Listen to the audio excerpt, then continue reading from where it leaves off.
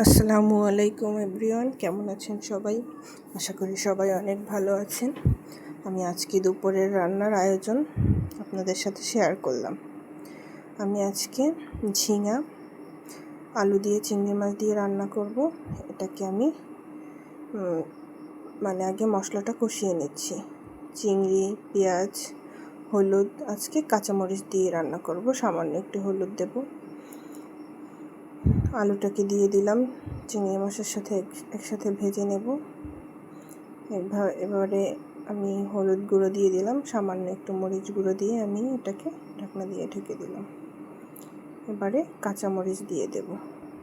আমাদের বাসায় ভাড়াটিয়া আছে, ভাড়াটিয়াদের দেশের বাড়ি থেকে এসব সবজি নিয়ে আসছে। তাদের বাড়ি হচ্ছে যশোরে। তাদের বাসায় মেহমান এসেছে, তারা নিয়ে এসেছে, আমাদেরকে আবার দিয়ে গেল। ভাবলাম যে তাজা তাজা সবজিগুলো আজকে রান্না করি, আপনাদের সাথেও শেয়ার করলাম।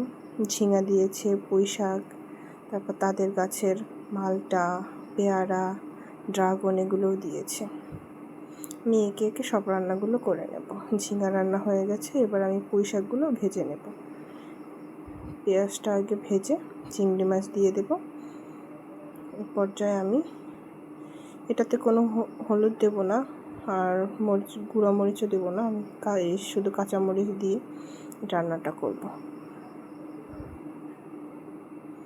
এই পর্যায়ে কাঁচামরিচ দিয়ে ভালোভাবে নেড়ে চেড়ে এটাকে ভেজে নেব। ভাজা হয়ে গেছে, এবারে আমি তুলে নেব। এবারে কই মাছ এবং আলু এটা তেলে ভেজে ওমরের জন্য আর কি রেখে দেব, ও খাবে।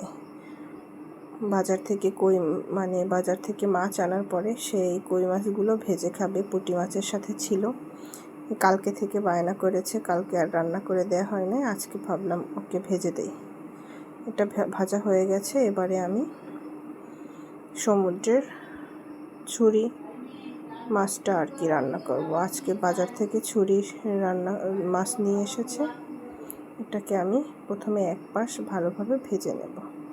ভেজে নেওয়ার পরে মশলা কষিয়ে এটাকে একটু ঝোল করব। সমুদ্রের মাছ অবশ্য ঝোল খেতেই ভালো লাগে। আমার সবজিগুলো রান্না হয়ে গেছে, এবার মাছটা রান্না করার পালা। মাছ ভাজা হয়ে গেছে, এবার তুলে রাখবো।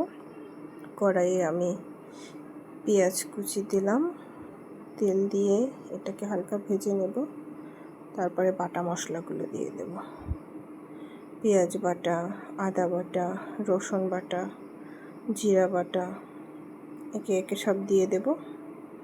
এরপরে গুঁড়া মশলাগুলো আমি দিয়ে দেব। ধনিয়া গুঁড়া, মরিচ গুঁড়া, হলুদ গুঁড়োও দিয়ে দেব। ভালোভাবে মশলাটা কষানো হলে আমি এতে একটু পানি দিয়ে, পানিটা ফুটে আসলে মাছগুলো দিয়ে দেব।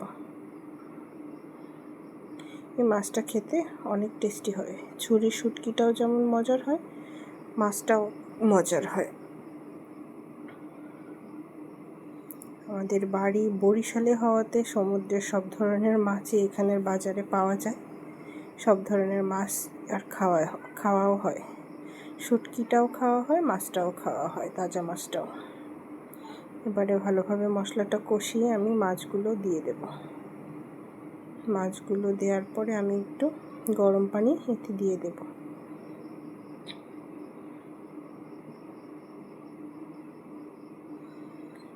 আশা করি আজকের আয়োজনটা আপনাদের ভালো লাগবে।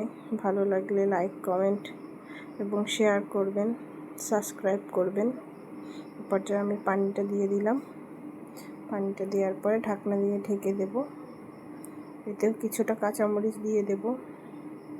আমাদের বাসায় যারা থাকে তাদের দেশ থেকে কাঁচামরিচ এনেছে, অনেক তাজা ছিল কাঁচামরিচগুলো, আর ঝালও ছিল অনেক। আমি তাও সব তরকারিতেই আর কি কাঁচামরিচ দিয়ে রান্না করলাম।